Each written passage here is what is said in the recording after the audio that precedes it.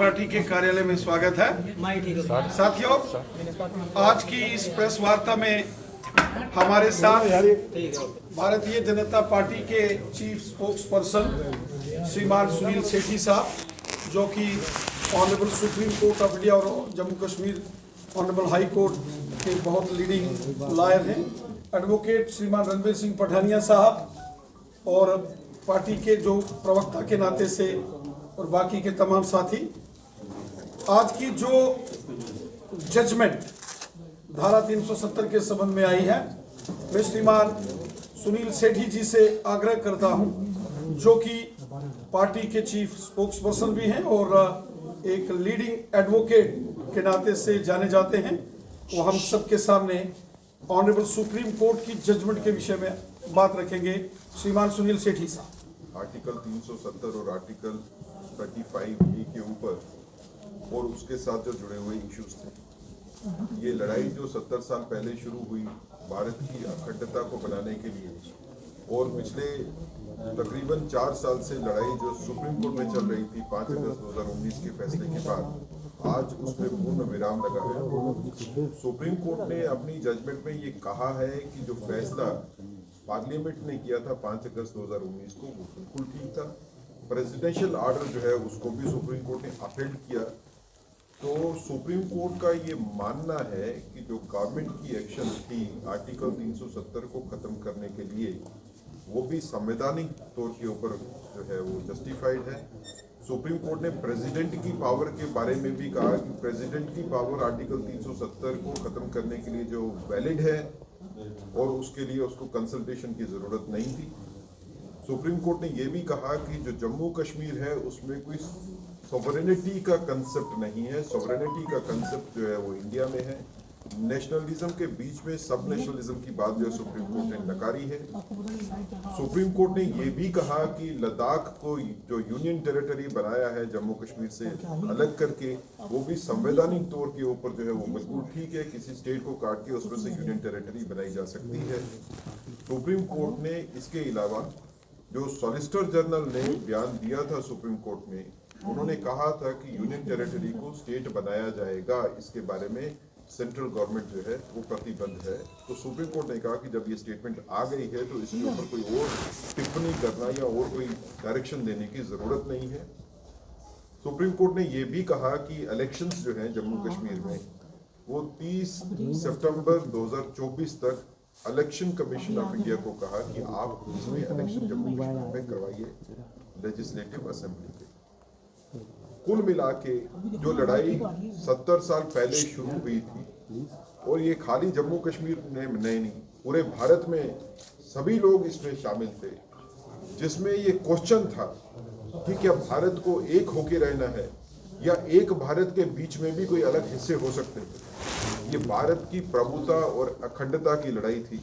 मुझे लगता है कि भारत के इतिहास में, खासकर अदालती इतिहास में, कॉन्स्टिट्यूशनल लिटिगेशंस में या फाइट्स में, ये शायद पूरे भारत का सबसे बड़ा फैसला है पिछले 70 साल से, जब से सुप्रीम कोर्ट बनी है तब से लेकर, जिसमें ये डिसाइड हुआ कि हमको एक नेशन के तौर के पर रहना है। नेशन के बीच में सब नेशनलिटी का कंसेप्ट नहीं होगा। जो सुप्रीम कोर्ट का ये कहना कि भारत की सॉवरेनिटी के बीच में जम्मू कश्मीर की सॉवरेनिटी का अगर कोई कंसेप्ट था तो वो सबस्यूम हो गया, ये बहुत बड़ी बात है। जम्मू कश्मीर का कॉन्स्टिट्यूशन अलग से नहीं होगा, इसके बारे में भी सुप्रीम कोर्ट का महत्वपूर्ण फैसला है। सुप्रीम कोर्ट का ये कहना है कि जम्मू कश्मीर के ऊपर भारत का कॉन्स्टिट्यूशन पूरी तरह से अप्लाई करेगा, और पार्लियामेंट की जुरिस्डिक्शन जम्मू कश्मीर के ऊपर भी वैसे ही है जैसे बाकी स्टेट्स के ऊपर है। ये भी एक महत्वपूर्ण बात की गई। सुप्रीम कोर्ट का ये कहना है कि जम्मू कश्मीर राज्य का दर्जा जो है कोई विशेष दर्जा नहीं है, बल्कि वैसे ही है जैसे पूरे भारत के बाकी राज्य या यूनियन टेरिटरीज का है। महत्वपूर्ण बात है। कुल मिला के हम इसको ऐसा देखते हैं कि जो भारतीयता की लड़ाई भारत में शुरू हुई आर्टिकल 370 के बनने के बाद, वो आज खत्म हुई, उस पर पूर्ण विराम हुआ। जो सारे क्वेश्चन मार्क्स जो है वो लगाए जाते थे कि क्या हम एक नेशन हैं या इस एक नेशन के बीच में कोई एक स्टेट ऐसी है या ऐसा यूनिट है जो अपनी सॉवरेनिटी की या सब नेशनलिज्म की बात करता है, उसके ऊपर भी आज फुल स्टॉप लगा है। इसके बाद इसके ऊपर कोई राजनीतिक बयानबाजी नहीं हो, इसके ऊपर कोई चर्चा फर्दर नहीं हो। ऐसी हमको आशा है कि सभी पॉलिटिकल पार्टीज को सम्मान करना चाहिए सुप्रीम कोर्ट की जजमेंट का। जैसे जजमेंट आने से पहले सभी पॉलिटिकल पार्टी ने कहा था कि जो जजमेंट आएगी सुप्रीम कोर्ट से हम उसका सम्मान करेंगे। हम ये मानते हैं कि सभी पॉलिटिकल पार्टीज, चाहे वो जम्मू की हो, कश्मीर की हो या कहीं की भी हो, उनको सुप्रीम कोर्ट की जजमेंट का सम्मान करना है और उसके ऊपर कोई राजनीतिक नहीं करनी चाहिए। ये एक बड़ा कदम है हमको आगे बढ़ने के लिए। जैसे प्रधानमंत्री जी ने भी ट्वीट किया कि नए जम्मू कश्मीर में नई आशा का संचार होगा। अब जम्मू कश्मीर जो है वो प्रगति की राह पे और तेजी से आगे बढ़े।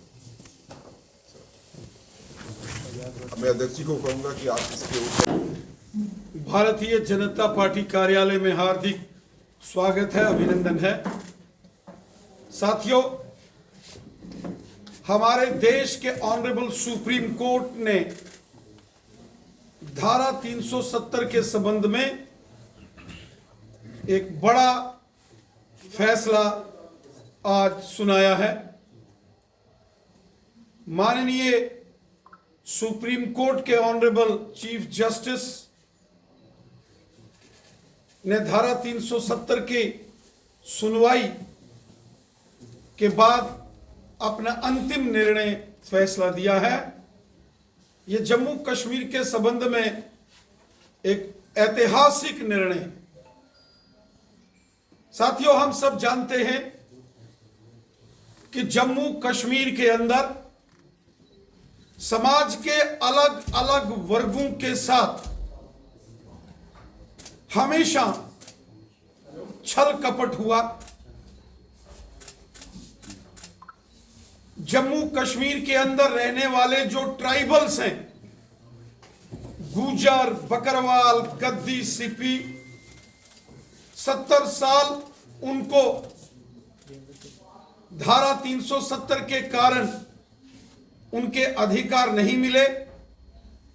जम्मू कश्मीर के अंदर जो ओबीसी कम्युनिटी के लोग हैं,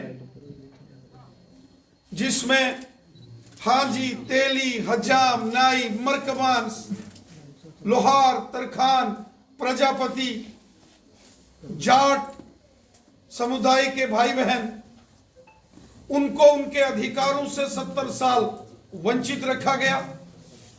जम्मू कश्मीर के अंदर पश्चिम पाकिस्तान से 1947 में विभाजन के बाद जो यहां विस्थापित आए, उनको नागरिकता तक नहीं दी गई। पाकिस्तान के कब्जे वाले जम्मू कश्मीर के विस्थापितों के साथ अन्याय हुआ और इसके साथ साथ हमारे देश के संविधान के महत्वपूर्ण प्रावधानों को जम्मू कश्मीर में लागू नहीं होने दिया गया था। एंटी करप्शन कानून यहां लागू नहीं थे। प्रिवेंशन ऑफ करप्शन एक्ट 1989 लागू नहीं किया गया। नेशनल ह्यूमन राइट्स कमीशन को जम्मू कश्मीर में लागू नहीं किया गया था।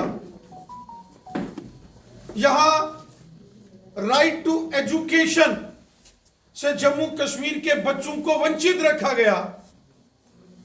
ऐसे अनेक कानून थे जो कि देश भर में लागू थे, लेकिन जम्मू कश्मीर की जनता तरसती रही कि ये कानून यहां लागू किए जाएं, लेकिन धारा 370 की आड़ में ये सभी कानून यहां लागू नहीं किए गए थे।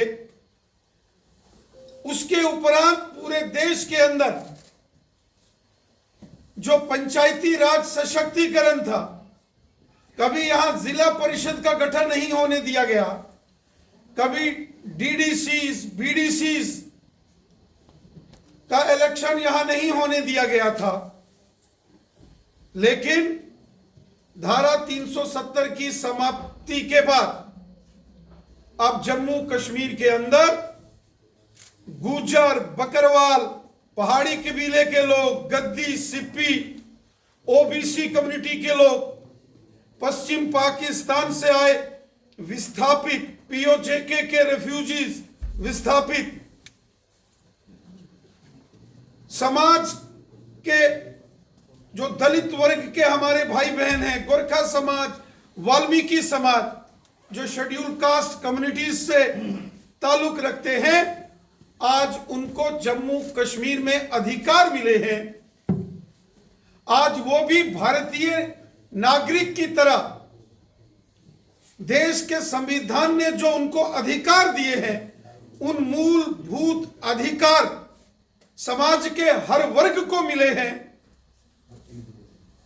ये एक बहुत बड़ा न्याय के साथ साथ राष्ट्रीयता का भी विषय था, जो हमारे देश के माननीय प्रधानमंत्री जी ने कहा था, एक भारत श्रेष्ठ भारत। आज उस संकल्प को भी माननीय सुप्रीम कोर्ट ऑफ इंडिया ने प्रमाणित कर दिया है।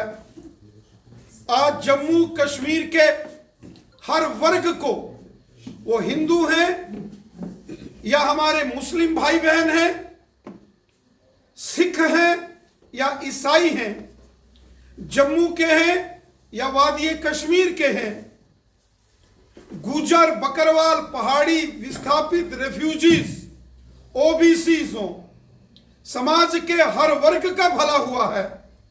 और सबसे बड़ी बात, आज जम्मू कश्मीर खुशहाली और अमन के रास्ते के ऊपर आगे निकल चुका है। आज जम्मू कश्मीर के गांव गांव और शहर शहर में जबरदस्त डेवलपमेंट हो रही है। केंद्र सरकार की हर पॉलिसी, हर नियम आज जम्मू कश्मीर में लागू हो रहा है। प्रधानमंत्री आवास योजना से करोड़ों गरीब लोगों के मकान बनाए जा रहे हैं। आज किसान सम्मान निधि गरीब किसानों के खाते में डायरेक्ट उसका लाभ हो रहा है। आज गोल्डन कार्ड, आयुष्मान भारत की योजना का लाभ जम्मू कश्मीर का हर एक नागरिक ले रहा है। आज जम्मू कश्मीर के अंदर जो गरीब और ट्राइबल